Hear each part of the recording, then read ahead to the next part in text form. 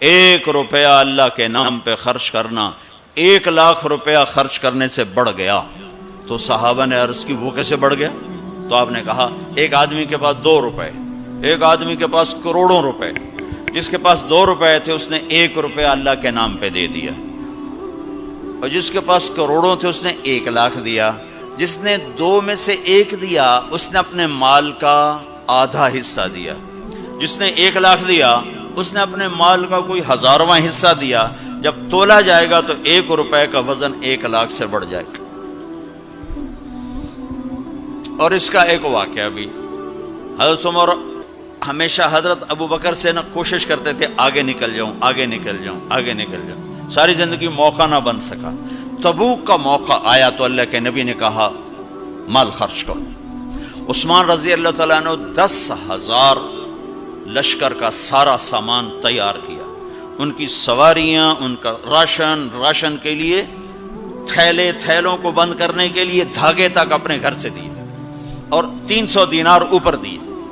تو اللہ کے نبی کی جھولی میں وہ 300 دینار پڑے تھے یوں، اور آپ ان دیناروں کو اٹھا کے یوں فرما رہے تھے ما علی عثمان اللہ یعمل بعدا، عثمان آج کے بعد کچھ بھی نہ کرے تو جنت واجب ہوگی. تو عمر کہنے لگے آج میں ابو بکر کو کاٹ سکتا ہوں، آج میں اس سے آگے نکل سکتا ہوں کہ وہ آج کل غریب ہے، میں مالدار ہوں. تو وہ تھوڑا لائے گا میں زیادہ لاؤں گا تو میں بڑھ جاؤں گا. لہٰذا انہوں نے اپنے مال کا آدھا حصہ، آدھا گھر میں رکھا اور آدھا لے کر آئے. ابو بکر نے جھاڑو پھیر دیا، جو کچھ تھا وہ سارا سمیٹ کے لے آئے. جب دونوں پراپرٹی سامنے رکھی گئیں تو حضرت عمر کی بہت زیادہ نظر آ رہی، ابو بکر کی بہت تھوڑی نظر آ رہی. لہٰذا حضرت عمر بڑے اطمینان میں کھڑے کہ آج جیت خطاب کے بیٹے کی ہے. میں قربان جاؤں، اللہ رسول تو جانتے ہیں کہ کون کیا کر کے آیا ہے.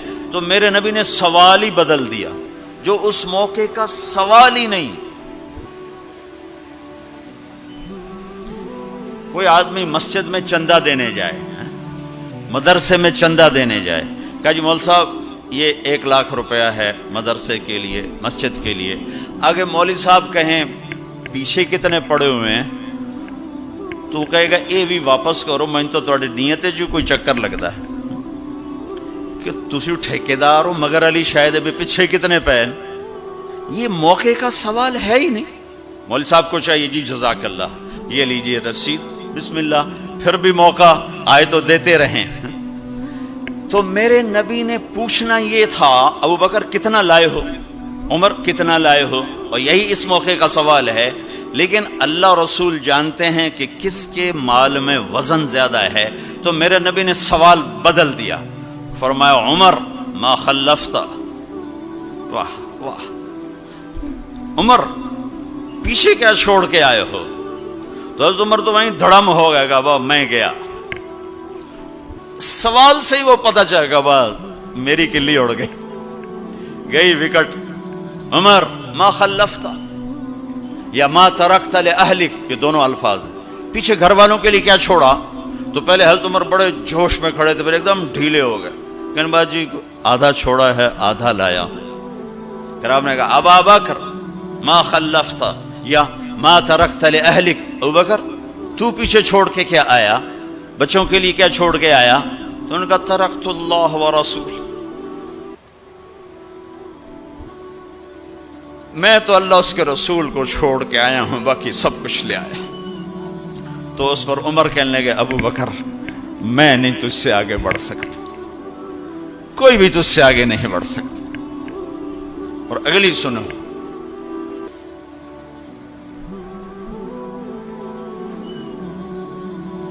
اپنے کپڑے بھی دے دیے اور ایک ٹاٹ تھا وہ پہن کر اس کو کانٹوں سے سی لیا.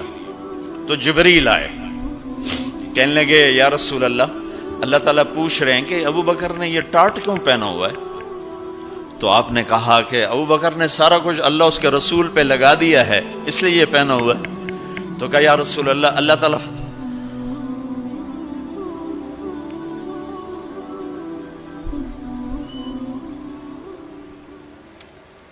فرما رہے ہیں ابو بکر سے پوچھو مجھ سے راضی تو ہے؟ مجھ سے راضی تو ہے؟ اس فقر میں مجھ سے راضی ہے؟ میں تو اتنا سفر کر کے آیا ہوں، حالانکہ ابھی 4 دن پہلے میں 12 ملکوں کا 10 ملکوں کا سفر کر کے آؤں، ساری ہڈیوں میں درد ہے، میں اس لیے آیا ہوں کہ چلو کوئی بخشش کا بہانہ مل جائے، کوئی بخشش کا بہانہ مل جائے، اللہ راضی ہو جائے۔ آپ سارے اس لیے حج پہ جا رہے ہو کہ اللہ راضی ہو جائے۔ جو سارے جہان سے کہتا ہے مجھے راضی کر، وہ کہہ رہا ہے ابو بکر سے پوچھو مجھ سے راضی تو ہے؟ تو آپ نے کہا ابو بکر تیرا رب تجھے سلام بھی کہہ رہا ہے اور پوچھ رہا ہے کہ راضی ہو؟ تو ابو بکر کی چیخیں نکلی، میں اپنے رب سے راضی، میں اپنے رب سے راضی ہوں، میں اپنے رب سے راضی۔